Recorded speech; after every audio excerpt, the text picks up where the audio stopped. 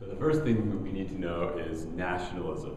Nationalism is a term we'll be using a lot in this video, this unit here. Nationalism is a feeling of pride and loyalty toward one's country. And after the Constitution was signed, there was a lot of nationalism. Nationalism really connected Americans together in many, many very powerful ways. Nationalism, it kept our nation together. So we're going to get into several of those ways, starting with political forms of nationalism, political reasons for nationalism. So first one we could start with is that the Bill of Rights, once the Bill of Rights was signed in 1789 and finally ratified in 1791, that really quieted down the debate between Federalists and the anti-Federalists that we were looking at earlier. So that's one reason we're more unified. That debate gets reduced a lot. Another thing that keeps us together is George Washington. George Washington, that's the second thing. George Washington, the respect that he gained from people in this country, the leadership that he'd shown in the war, and then again as our first president for 8 years as our first president in the 1790s. George Washington really helped keep this country together. In a way, to go against this country was to go against George Washington. And even after his death in 1799, George Washington's image, George Washington as a figure, had a lot of power. So even still, to go against Washington and to go against the nation were almost the same thing. So that kept us together politically. A third one that we kind of take for granted is this. The US government system actually seemed to work. After all the sacrifice, all the efforts of the Revolution, and then the Articles of Confederation to the Constitution Convention, the system really seemed to work out. The system of checks and balances, separate branches that constitute our government. And the idea of compromises. Compromises seem to work. We'll get into more about those compromises later on, but that's one thing that really kept us together. This sort of tradition of compromising, making the system work, balance things out, that really kept the country together also. And the fourth form of political nationalism is the fact that every new state, as new states got added, every new state had the same form of government, the same three-branch system, very few kinds of differences about how things were done. But again, that kept everyone together. When you moved from one state to another state, it was basically the same kind of government that you had wherever you went. So another set of reasons we got our nationalism, this national spirit of pride and loyalty, was with international issues, things with other nations. And the first nation, the first issue that started binding us together was actually with France. It's probably surprising to hear about this because France was one of our big friends in the Revolutionary War. Marquis de Lafayette and others had helped us out. But in the 1790s, there was a new form of government, and I won't get into all that, but French military, French ships, they were basically having pirates attack American merchant vessels in the Atlantic Ocean. And that was a real form of disrespect to our country. We didn't really have a navy, so we couldn't really fight back. But the disrespect, we almost did go to war, and that really kind of triggered a lot of people to say, hey, we're America. You can't do that to us. A second, even bigger form of disrespect came from England, and that one's probably not very surprising at all. England and France were at war. Again, I won't get into all of it. But what increased our nationalism is actually the War of 1812, which was between us and England. Things got set up for it earlier before the war, before 1812, starting as early as 1807. So for about 5 years, there were disrespect. Again, England was attacking our ships. They were taking sailors off of our ships. Again, treating us like we were nothing. 3 years, really 3.5 years of war from 1812 until 1815. We won, so that showed we kicked England's butt not just once, but we beat them again.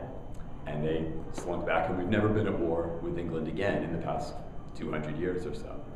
That created a huge sense of national spirit for us, at least as big, maybe even in some ways bigger than winning the Revolutionary. In 1823, the President of the United States, James Monroe, made what's called the Monroe Doctrine. And this was shortly after the War of 1812. This said, European countries, back off from North America. Stay out of the Western Hemisphere. Allow the other countries around us that want to become free, let them become free. That was a big thing for a president to say, just less than 50 years after we'd just gotten our own independence. And again, it made us feel really good about ourselves. And another thing for international nationalism, or another evidence of that, is the Mexican War, the US-Mexican War of the 1840s. Again, another set of battles that we won, and it ended up actually almost doubling the size of our country with the land that Mexico gave us. Yet another reason why we could feel really confident in the US military, in our United States just general kind of power, and how much respect that we deserved. Economic reasons. Economic has to do with money. Economic has to do with people making a living. And there's some economic reasons why nationalism really grew in the period that we're looking at, from about 1790 through the 1850s. Economic. Main thing is the economy just kept growing from after the Revolutionary War, year after year, decade after decade. For about 50 years, there was just constant improvement. And that really, again, gave us a real good sense of America, United States of America, as this really powerful country. So the fact that our economy kept growing really built up our nationalism. Another one is that our population kept doubling every 20 years. About every 20 years, the population of the United States kept doubling, so we could buy more things. There's more people to buy more things, more people to make more things for people to buy. That really ends up connecting us together too. Hey, look, we're this country that's not shrinking like some countries in Europe were actually shrinking their populations at this time. But our economy keeps building and building, and our population keeps growing and growing. Just makes us believe that things will just keep getting better and better. And a third key reason about economic nationalism, or an economic reason for nationalism, is these canals and roads, something called the American system, which we'll be getting into a little bit more. From about after the 1820s, canals to connect rivers, to connect other bodies of water, a lot of transportation was done by water. There were no railroads in the 1820s. But actually, that's another thing that ends up connecting us more together. So canals, then some roadways. There's a national road that's bringing us further and further west. And yes, in the 1840s and 1850s, you've got railroads. So you've got this technology, this transportation that's connecting us together and makes us feel really powerful and connects us, makes unity between us, even folks hundreds or a couple thousand miles away. For cultural spirit, how did this add up to a cultural form of nationalism? So this is the next form of nationalism, or next set of reasons for nationalism. So the main one is we get this growing national identity through this period. You're not going to be saying so much, I'm from Massachusetts, or I'm a Pennsylvanian. There's this real sense of, I'm an American, and what being an American means. So this national spirit is turning into sort of a culture of, hey, whatever state I might live in, I'm an American. And having a real sense of what that means to be American really pulls everyone together. In fact, we end up with almost our own kind of language. That American accent that I'm using right now, and that a lot of us know, actually starts developing in this time. And you have Noah Webster and other writers, but Noah Webster's the name you might see on dictionaries. Webster starts developing a dictionary to be used here in America. So we start spelling words differently than they did in England.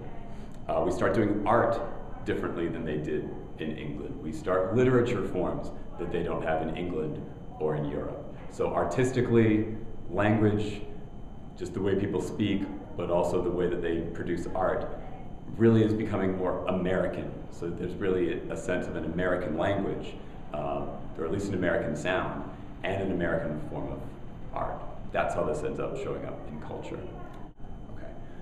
So the third key element of nationalism for our culture is this idea of civilization, that we can civilize other people.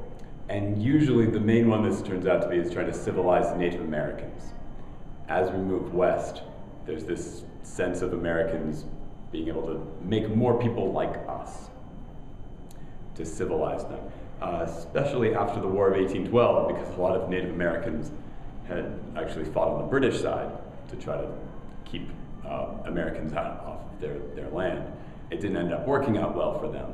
And then war after war after war involves white Americans trying to kick, and almost always winning, to kick off Native Americans from their land. But this is this national kind of spirit of white Americans that we are so civilized that we deserve this land, we know how to use this land the right way, and that's what it means to be American. So the fourth and last is, this turns into an idea called manifest destiny. It seems like our destiny by the 1840s and 1850s, it's our destiny to expand across the North American continent, expand from the Atlantic all the way to the Pacific Ocean. And that's, our nation is meant to expand. That's the other form of idea for Americans. And again, all this connects together to this idea of nationalism as a pride, a loyalty for one's country. And all this is going on from about 1790 through the 1850s, before our Civil War.